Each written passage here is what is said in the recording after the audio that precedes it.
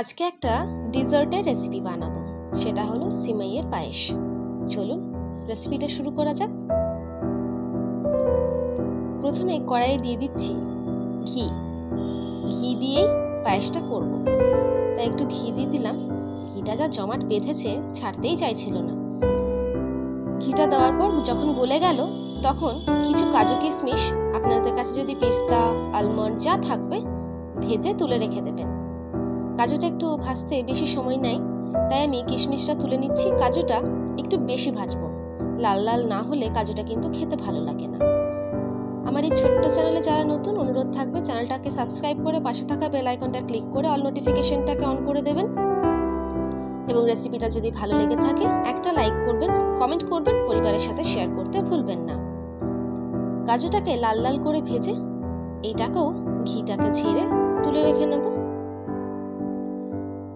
আর আপনারা চাইলে সিমাই কিন্তু অনেক রকমের হয়, পাতলা, মোটা। আমি এখানে রোস্টেড ভার্মিসেলি নিয়েছি, সেটাও তো সিমাই।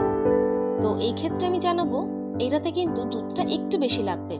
যদি বেশি দুধ না থাকে, কোয়ান্টিটিটা একটু কম দেবেন, আর এটা সিদ্ধও বেশি হয় আর জল দুধ একটু বেশি টানে। 1 কাপ ভার্মিসেলির জন্য কিন্তু আমাদের 2.5 থেকে 3 কাপ দুধ কিংবা জল লেগে থাকে। ভালো করে ঘিয়ের সাথে ভার্মিসেলিটাকে ভেজে নিয়েছি, মানে সিমাইটাকে ভেজে নিয়েছি। 3 থেকে 4 মিনিট ভেজেছি। তারপর দিয়ে দিলাম দুধ। দুধটা দেওয়ার পর দিয়ে দিচ্ছি 2টো এলাচ, খোসাটা ছাড়িয়ে নিয়েছি, আলাদা করে দিইনি, সাথেই আছে। আর দিলাম বেশ কয়েকটা তেজপাতা। তেজপাতার গন্ধটা কিন্তু দারুণ আসে পায়েসের সাথে, তাই 3টে তেজপাতা দিয়ে দিয়েছি। এরপর ভালো করে জাল চলে এলে আমি একটু মিক্স করে নেব।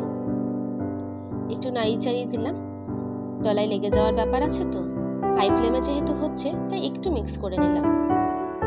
ভালো করে জাল চলে এসেছে আর আমাদের অলমোস্ট সিদ্ধ হয়ে গেছে সিমাইগুলো। দিয়ে দিলাম ভেজে তুলে রাখা কাজু কিশমিশটা, এটাও একটু সিদ্ধ হতে থাক। বেশি জাল দেওয়ার প্রয়োজন নেই। আর একটু দুধটা যেন বেঁচে থাকে সেই রকম ভাবেই নামিয়ে নেবেন, কারণ ঠান্ডা হলে কিন্তু অনেকটাই শুকনো শুকনো হয়ে যাবে। দিয়ে দেব পরিমাণ মতো চিনি। চিনিটা দিয়ে আর বেশি জাল দেবেন না, চিনিটা দিয়ে জাস্ট একটু মিক্স করে নামিয়ে নিতে হবে। দেখুন আমি কনসিস্টেন্সিটা কেমন রেখেছি।